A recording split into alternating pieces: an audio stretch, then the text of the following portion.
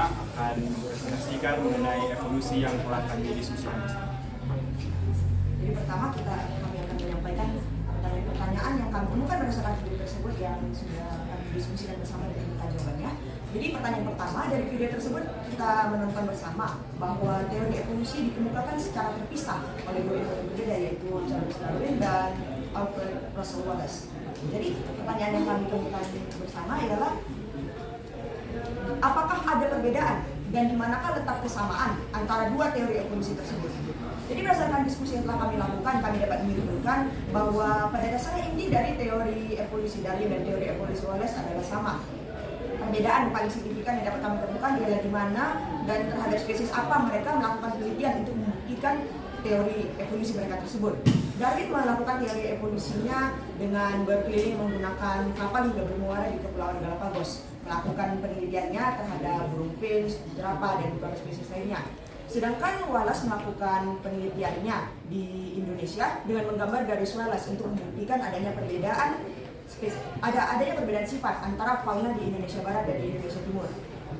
Kemudian setelah kegiatan korespondensi yang dilakukan oleh Darwin dan Wallace, Darwin menemukan bahwa teori yang mereka kemukakan adalah sama. Hal inilah yang akhirnya memotivasi Darwin untuk merilis bukunya The Origin of Species.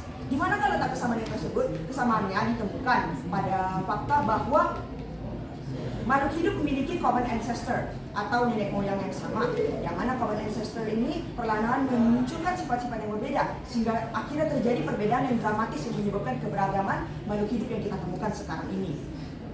Kemudian mereka juga mengemukakan bahwa terdapat proses seleksi alam yang menyebabkan adanya perubahan antara sifat-sifat makhluk hidup yang eksis hingga sekarang ini. Teori tentang seleksi alam tersebut mungkin akan dijelaskan lebih lanjut oleh rekan saya nanti, dan itulah inti dari pertanyaan pertama. Pertanyaan selanjutnya, kapan suatu populasi dikatakan akan mengalami evolusi? Evolusi terjadi karena perbedaan-perbedaan yang diwariskan sehingga dapat menyebabkan kelangkaan pada suatu populasi. Perubahan pada kromosom dan gen merupakan materi dasar dalam evolusi sehingga memunculkan spesies baru, dan oleh adanya spesifik alam sehingga seleksi alam karena adanya perbedaan reproduksi dan mutasi. Pertanyaan selanjutnya adalah bukti apa yang digunakan untuk mengetahui adanya evolusi?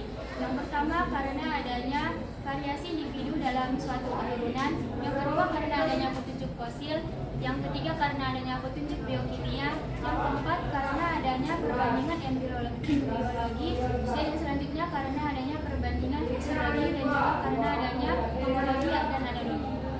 Pertanyaan selanjutnya, mengapa fosil dijadikan sebagai petunjuk adanya mekanisme evolusi? Fosil dijadikan sebagai petunjuk adanya mekanisme evolusi karena fosil merupakan sisa-sisa hewan atau tumbuhan yang telah membantu di lapisan-lapisan bumi. Lapisan bumi tersebut menunjukkan tingkat usia bumi sehingga dijadikan sebagai petunjuk adanya hewan atau tumbuhan pada masa-masa tertentu. Pertanyaan selanjutnya adalah bagaimana dampak terjadi evolusi? Dampak terjadi evolusi itu ada dua. Yang pertama dampak baiknya, yaitu munculnya spesies baru dari keanekaragaman makhluk hidup dan perubahan pada makhluk hidup. Sementara dampak buruknya adalah ketika spesies baru itu muncul, maka spesies sebelumnya akan susah beradaptasi dan menyebabkan kepunahan. Pertanyaan selanjutnya, bagaimana proses seleksi alam terjadi sehingga menyebabkan terjadinya evolusi? Jadi proses seleksi alam itu adalah proses yang menyebabkan populasi suatu organisme dapat berubah atau beradaptasi. Jadi organisme yang kuat, yang mampu beradaptasi akan bertahan, sedangkan yang tidak mampu beradaptasi akan punah. Jadi misalnya suatu hewan yang tinggal di lingkungan tropis mungkin akan memiliki bulu yang tipis, tapi ketika dia dihadapkan dengan perubahan habitat atau iklim ke musim dingin misalnya, apabila dia mampu bertahan hidup, mungkin bulunya akan menjadi lebih tebal.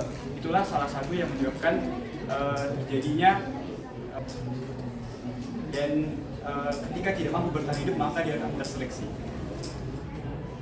Jadi itulah pertanyaan-pertanyaan yang sudah kami temukan jawabannya berdasarkan diskusi bersama. Terdapat juga beberapa pertanyaan yang belum kami temukan jawabannya.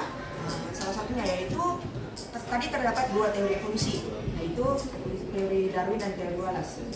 Kita kita bersama-sama mengetahui bahwa dari kedua teori evolusi tersebut, bahkan dari antara teori-teori evolusi yang lain, kita tahu bahwa teori Darwin adalah teori yang paling dikenal oleh masyarakat awam. Pertanyaan kami, apa yang menyebabkan, apa yang sungguh spesial dari teori Darwin tersebut yang menyebabkan teorinya itu lebih dikenal dan lebih fenomenal bagi masyarakat awam? Pertanyaan berikutnya, tadi kan kita ada pernyataan bahwa semua makhluk hidup itu memiliki nenek moyang yang sama, meskipun belum terbukti 100%. Tetapi berdasarkan hal itu, apakah ada kemungkinan kalau misalnya tumbuhan dapat berevolusi menjadi hewan, atau mungkin hewan menjadi manusia, atau sebaliknya, berdasarkan pernyataan tersebut? Baiklah, sekian dari presentasi kami. Kurang menjangkalnya kami mohon maaf. Terima kasih atas perhatiannya. Assalamualaikum warahmatullahi wabarakatuh dan salam kenal. Oke, thank you. Oke, yang terakhir, kelompok yang terakhir. Nggak bisa diklik.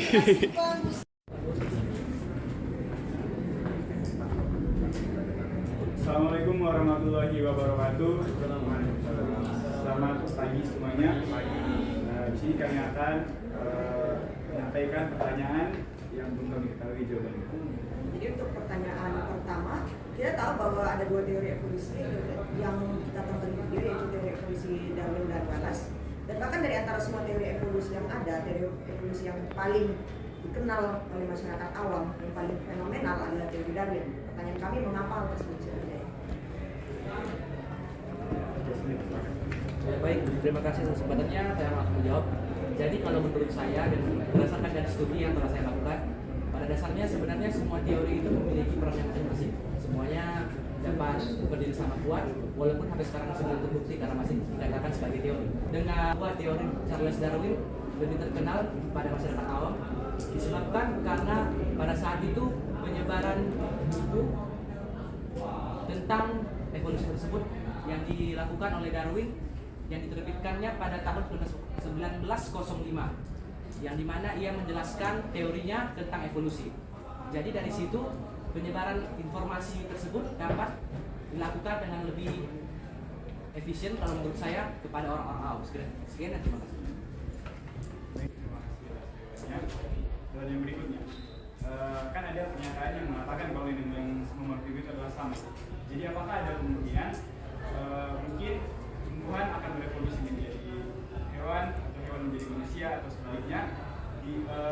Berdasarkan yang kita ketahui pada saat ini, iptek sudah sangat berkembang